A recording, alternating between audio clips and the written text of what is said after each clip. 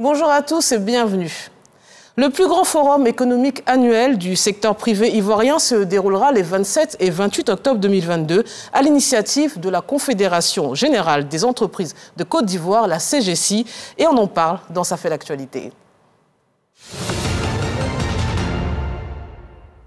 La CGCI Academy célèbre sa 10e édition cette année, comme nous le rappelle Ahmed Traoré. La CGCI, Confédération générale des entreprises de Côte d'Ivoire, Académie 2022, se tient dans un contexte de perspectives favorables. Ce, après la crise sanitaire mondiale qui a perturbé les économies des pays. Les challenges à relever exigent des entreprises qu'elles soient solidaires et développent des alliances multiformes. C'est le moment pour le secteur privé francophone d'exploiter toutes ses potentialités à travers l'intensification des échanges avec le monde. Cette édition témoigne de la maturité de la structure qui est parvenue à asseoir sa crédibilité bien au-delà de la Côte d'Ivoire, comme l'atteste la présence du président rwandais en 2019 et celle des délégations africaines et internationales toujours nombreuses.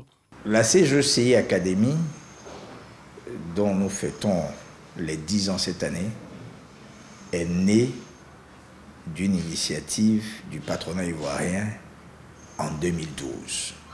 Donc l'idée de départ était bien entendu de faire la promotion de l'entrepreneuriat national. Pourquoi la promotion de l'entrepreneuriat national? Parce que nous étions, au même titre que l'État, confrontés à quelques défis, notamment celui de l'employabilité des jeunes et de la question du chômage des jeunes et des femmes, on va dire. Donc il a fallu trouver un cadre, créer une initiative pour encourager cet entrepreneuriat national-là. La 10e édition de la CGCI Academy s'annonce exceptionnelle avec comme invité d'honneur l'Alliance des patronats francophones. Elle se tiendra les 27 et 28 octobre 2022 à Abidjan sous le signe de la maturité et de l'alliance durable. Plus de 30 patronats et plus de 200 membres de l'Alliance des patronats francophones et d'ailleurs sont attendus sur l'événement qui vient concrétiser la diversification des partenariats d'affaires et l'intensification des échanges dans le réseau.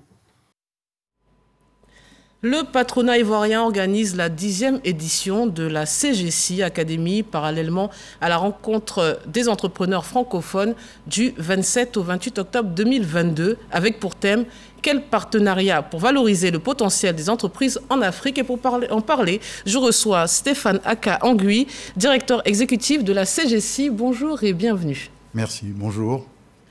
Alors l'Afrique a connu une récession en 2020 après 25 ans de croissance continue. On parle de reprise économique. Quel rôle le secteur privé joue dans la relance économique du continent? Alors d'abord, la crise qu'a connue l'Afrique n'était pas limitée au seul continent africain, malheureusement. C'était une crise mondiale due à la pandémie Covid.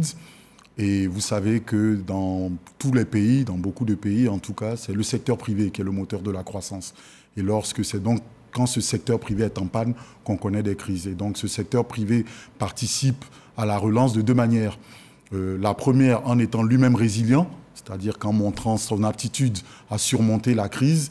Et la seconde en travaillant aux côtés de l'État de Côte d'Ivoire pour prendre les mesures idoines pour résorber la crise. C'est ce que nous avons fait en Côte d'Ivoire, travailler avec l'État de Côte d'Ivoire pour proposer les mesures anti-Covid qui ont été adoptées par l'État. Alors comment se porte maintenant le secteur privé ivoirien à sortir de cette crise? Alors, effectivement, le secteur privé ivoirien a fait preuve de beaucoup de résilience. Lorsque vous regardez les taux de croissance en 2020, beaucoup de pays étaient négatifs. La Côte d'Ivoire s'en est sortie avec un taux de croissance autour de 2%, alors qu'au début, on pensait qu'on allait être négatif. Donc, on n'a pas connu de récession et c'est un des rares pays africains qui n'a pas connu de récession. Et l'année d'après, on a rebondi à 6%. Donc, ça veut dire que la valeur, la richesse créée par les entreprises est de nouveau là, après l'avoir été pendant près de 10 ans. Donc, de ce point de vue-là, on peut dire que l'économie et le secteur privé, le moteur de cette économie, se portent relativement mieux qu'en 2020. Alors, selon les experts ou certaines institutions, l'Afrique souffre de la fragilité du dynamisme du secteur privé. Déjà, est-ce vrai? Pour quelles raisons? Parce que vous nous dites qu'on est résilient, on a résisté à une crise inédite. Là aussi, à laquelle s'ajoute certainement la crise énergétique liée à la guerre en Ukraine. Et On tient le choc, mais on parle de fragilité du secteur privé africain. Pourquoi ce paradoxe, cette contradiction? Alors peut-être qu'on a été résilient face à la crise Covid, mais il y a peut-être d'autres crises qui nous frappent beaucoup plus que celle de Covid. Et celle de l'Ukraine nous frappe un certain nombre de secteurs d'activité. Et si parfois certains estiment que j'allais dire, le secteur privé africain est fragile, c'est aussi peut-être par la nature de nos entreprises. Nous exportons beaucoup de matières premières et peu d'industries et donc peu de grosses structures. Et donc au final, on a un tissu d'entreprises avec beaucoup de PME. Et on le sait, malheureusement, les petites et moyennes entreprises sont des entreprises plus fragiles que les grandes entreprises. Et elles sont plus nombreuses dans le secteur en Afrique et en Côte d'Ivoire. Elles sont plus nombreuses en Afrique et en Côte d'Ivoire, oui. Alors on va s'intéresser à votre institution et on dit généralement de la Confédération Générale des Entreprises de Côte d'Ivoire, donc la CGC, qu'elle est l'organisation patronale la plus représentative du secteur privé en Côte d'Ivoire. Pour quelles raisons? Qui la compose? Alors pour plusieurs raisons. La première, et je le dis souvent, dans la Confédération Générale des Entreprises, vous avez un G. Un G que les gens assimilent à tort à grandes entreprises. Et non, c'est un G de général. Et donc, on représente aussi bien les petites, les moyennes et les grandes entreprises. Nous avons un certain nombre d'associations, 28 associations professionnelles, les banquiers, les entreprises du BTP, les entreprises du secteur de l'éducation, les industriels, les miniers. Donc, tous les secteurs d'activité se retrouvent à la Confédération Générale des Entreprises, plus des entreprises qui adhèrent directement. Au total, c'est plus de 3500 entreprises. Et je pense que ce qui nous fait dire que c'est la plus importante organisation, c'est que ces 3500 membres dont je parle contribuent à 80% des recettes fiscales de l'État de Côte d'Ivoire.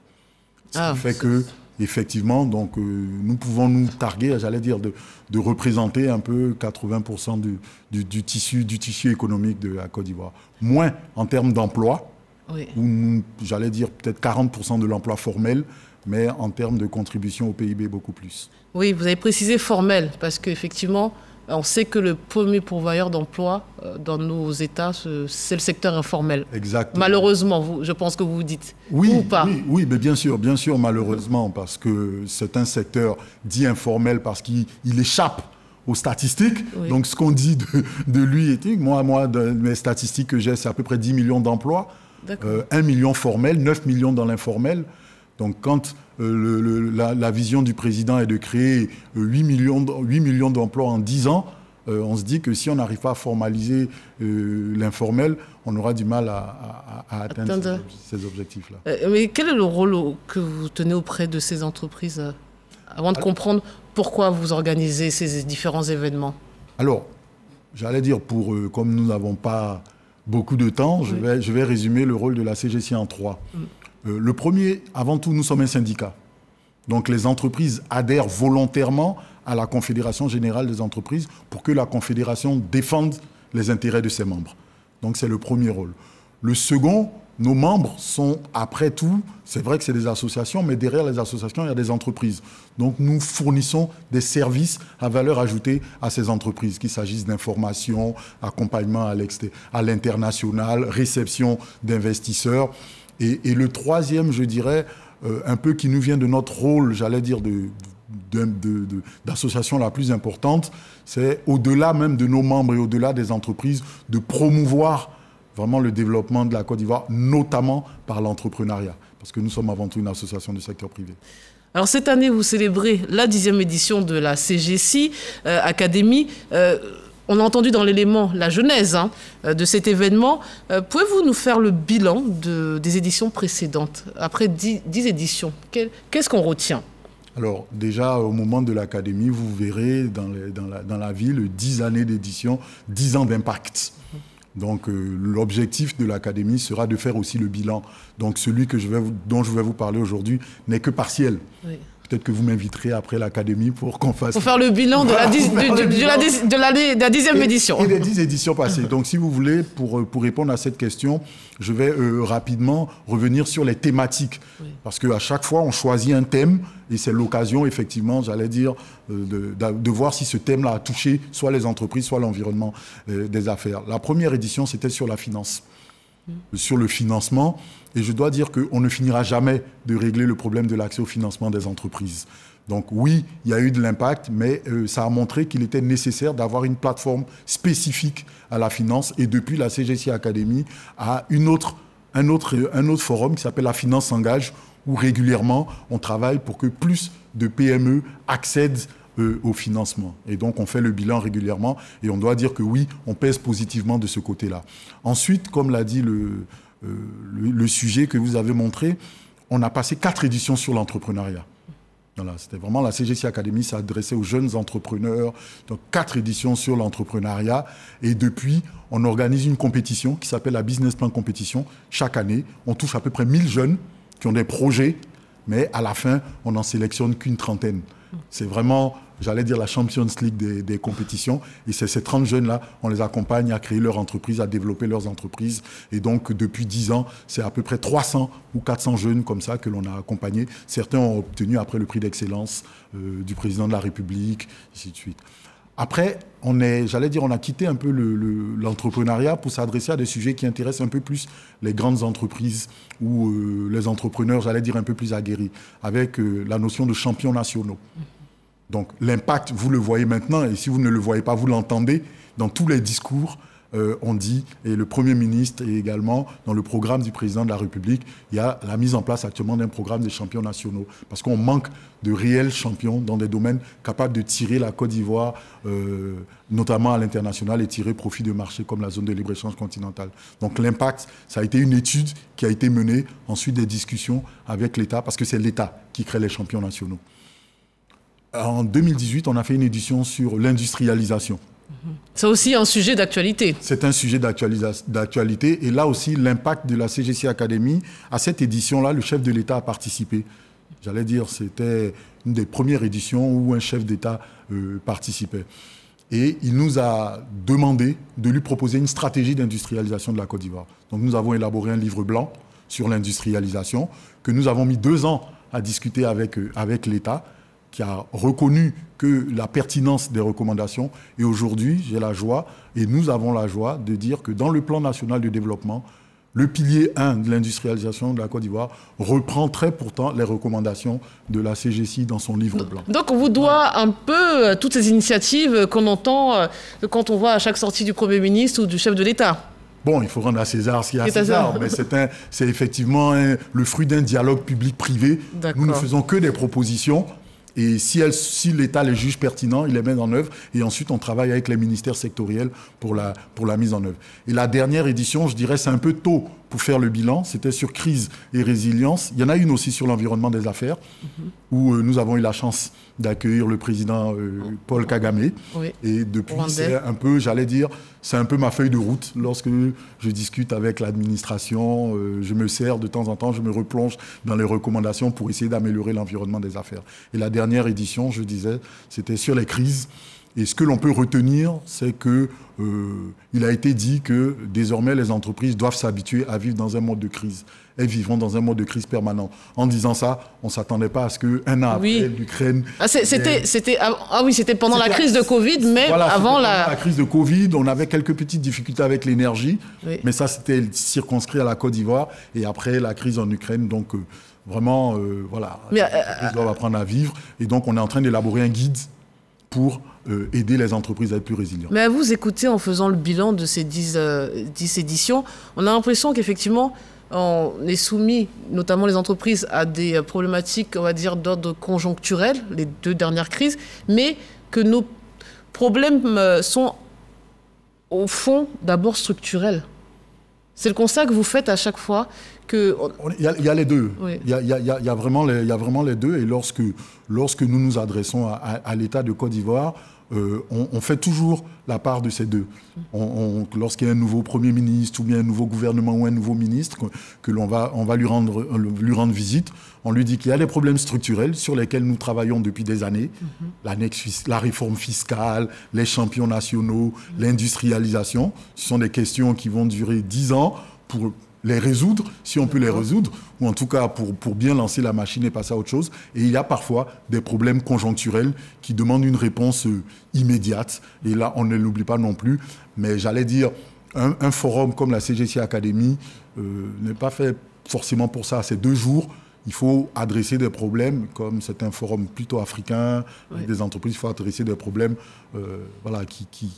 qui concernent tout le monde. Un plus grand, un large public. Mais justement, la CGC académique donc, qui se tiendra les 27 et 28 octobre 2022 au Sofitel à Abidjan, à qui ça s'adresse? J'imagine que l'individu lambda, par exemple, moi, je n'ai pas d'entreprise, je ne sais pas convier ni inviter. Bon, invité, vous pouvez l'être. Ah. Il y a une centaine de journalistes qui sont invités sur l'événement. Donc, invité, vous pouvez l'être. Je dois dire que effectivement, la spécificité de cette 10e édition, c'est que contrairement aux autres éditions, cette édition-là est payante. Oui. Et donc, du coup, ça s'adresse plus à des entreprises, jeunes ou moins jeunes. On a toujours eu à la CGC Academy un parcours pour les jeunes entrepreneurs, mais les autres années, dans les jeunes entrepreneurs, il y avait, j'allais dire, des entrepreneurs en herbe. Donc, il y avait des étudiants qui venaient discuter du travail. Cette année, compte tenu du facteur payant, ça s'adresse plus à des entreprises. Donc, les jeunes entreprises, on a un parcours spécifique pour elles où elles vont être formées. Donc, c'est plus juste, on vient, on écoute. Non. Là, c'est carrément, on a conçu un programme de formation pour une centaine de jeunes entrepreneurs. Ensuite, il y a un parcours, j'allais dire, pour les entreprises un peu plus aguerries, ivoiriennes, où on va parler des différents thèmes que j'ai abordés. Oui. Et on va juguler ces thèmes-là et l'actualité. Mais le thème de cette année, c'est quel partenariat pour valoriser le potentiel des entreprises en Afrique? Déjà, pourquoi ce choix avant qu'on rentre dans les détails? Alors, j'allais dire qu'avant ce choix-là, parce que dès l'année dernière, nous avons pris la décision d'abriter en marge de la CGC Academy la rencontre des entrepreneurs francophones. La première rencontre des entrepreneurs francophones a eu lieu à Paris au mois d'août et le Premier ministre Hachi Patrick y était. Il a été invité par le MEDEF, le patronat français, et nous lui avons demandé de relayer notre message et de faire un plaidoyer à côté de nous pour que la Côte d'Ivoire abrite la REF. Les Français l'ont abrité l'année dernière et donc on a fait ce plaidoyer-là. Les membres de l'Alliance l'ont entendu. Ils ont accepté que la rencontre des entrepreneurs francophones se passe ici. Donc il fallait trouver un thème qui intéresse à la fois les entreprises africaines et l'Alliance, d'où la notion de partenariat. Et comme on sait, dans un partenariat nord-sud, ce que nous espérons, c'est que ce partenariat soit un peu plus bénéfique aux entreprises du Sud. Donc, l'accent est mis sur le développement du potentiel des entreprises africaines. Alors, vous parlez de la REF, c'est l'événement qui réunit tous ces patronats francophones. Et vous avez donc adressé une invitation à l'Alliance des patronats francophones du monde entier. C'est une première, vous me disiez. Et qui sont-ils? On parlait du MEDEF, qui est connu par rapport à la France, mais ça concerne qui? Alors, donc oui, c'est une deuxième, pour être exact. En 2018 ou 2019, lorsque les Français ont organisé leur forum économique, ils ont invité le président Macky Sall. Oui. Et le président Macky Sall leur a lancé un défi de donner une réalité à la francophonie économique. Donc, en partant du principe que lorsque 2 personnes parlent la même langue, on se comprend plus facilement. Et à partir de cela, comme c'était l'événement organisé par la France, ils ont pris leur bâton de pèlerin, ils se sont adressés à une dizaine de patronats dans le monde francophone pour leur demander si l'idée les séduisait. Et donc nous sommes allés à Paris en août 2021 pour signer un MOU. Et après, il a fallu travailler. Maintenant, à partir de ce MOU, il a fallu travailler à créer l'alliance dotée de statuts. Et donc on a créé l'alliance en mars cette année en Tunisie. Donc c'est 27 patronats de tous les continents américains. Vous avez les Québécois, européens, vous avez les Belges, les Français. Africains, vous avez une vingtaine de patronats et asiatiques. Ça paraît beaucoup, mais peu à la fois, puisque la francophonie en elle-même, qui est d'abord connue pour l'aspect culturel et historique, et moins économique, on a l'impression que ça représente quand même beaucoup plus de pays, 27 au final. Oui, tout à fait. C'est vraiment 2 choses, j'allais dire différentes, mais on travaille ensemble. Il y a 88 pays. Officiellement dans l'Organisation internationale de la francophonie. Voilà, tous les pays, même parfois des pays qui ne sont pas francophones, mais qui sont attachés à la francophonie. L'Alliance, c'est une alliance purement privée. D'accord. Ce n'est pas une structure étatique, institutionnelle. C'est une alliance purement privée à l'initiative des patronats. Donc, et bien sûr, il faut bien un début. Donc, on a commencé avec 24. Ensuite, on a signé l'alliance avec 27. Aujourd'hui, il y en a 5 qui sont observateurs peut-être que dans 4-5 ans, on sera une quarantaine ou une cinquantaine, ça dépend. D'accord, donc ça peut croître au fur et à mesure des échanges. Bien sûr.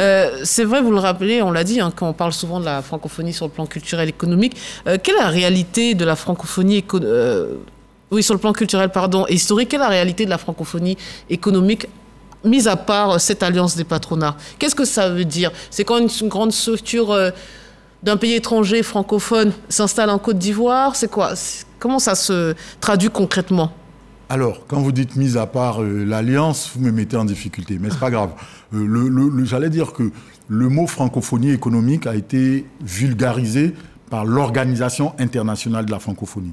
Comme vous l'avez si bien dit, qui est une organisation plus connue pour son côté culturel et qui progressivement a souhaité adresser aussi les questions économiques. Et donc en 2014, les chefs d'État, donc c'est une grande organisation, comme les Nations Unies, comme la CEDEAO, comme l'Union africaine. L'Union africaine, c'est 54 pays, la francophonie, c'est 88 pays.